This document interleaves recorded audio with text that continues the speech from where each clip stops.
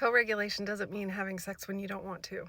Hi, I'm Nat, and I'm an advocate for victims of sexual coercion within a marriage or other long-term relationship. And what I do here is create content that invites people to think differently about sex and how it affects our bodies. I've talked to millions of women about coercion, and I've experienced it myself. It's incredibly common, and I guarantee you that some of your clients are experiencing it. So I have a post on my Substack called Dear Therapy Professional, in which I wrote an open letter to therapists. In it, I describe the ways that men sexually coerce their partners. Some women too, but it is primarily men. Here's the thing you need to know about women in these marriages. They don't know that they're being sexually coerced. Most of them have no idea and have never even heard of it before.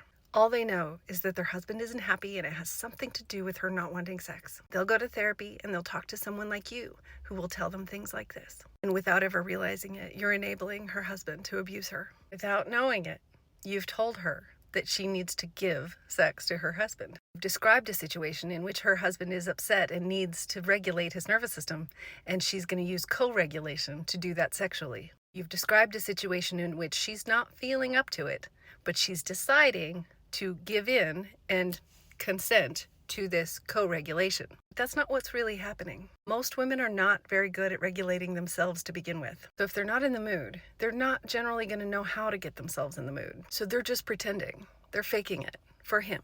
She's going through the motions and letting him use her body to co-regulate. But what she's experiencing is a sexual assault. Conscious mind said yes, but her subconscious and her nervous system, her body, is saying no. And every time she does this, it makes her a little bit more turned off to sex. Now her husband is even more upset with her because she's still having a problem with all this co-regulating that the therapist said she should be doing. And he's telling her, well, didn't you hear the therapist say that we need to co-regulate? So there are a couple of things you can do here.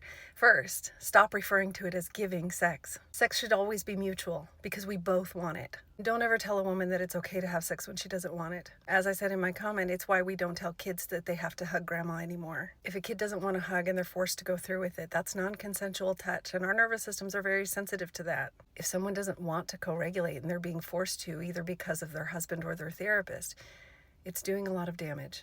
I've described it before like being poisoned slowly. It can take a long time, but one day they're not going to want to be touched at all by anyone. So now I would invite you to follow me to learn more about what we talk about here. Or you can block me and pretend you never saw me.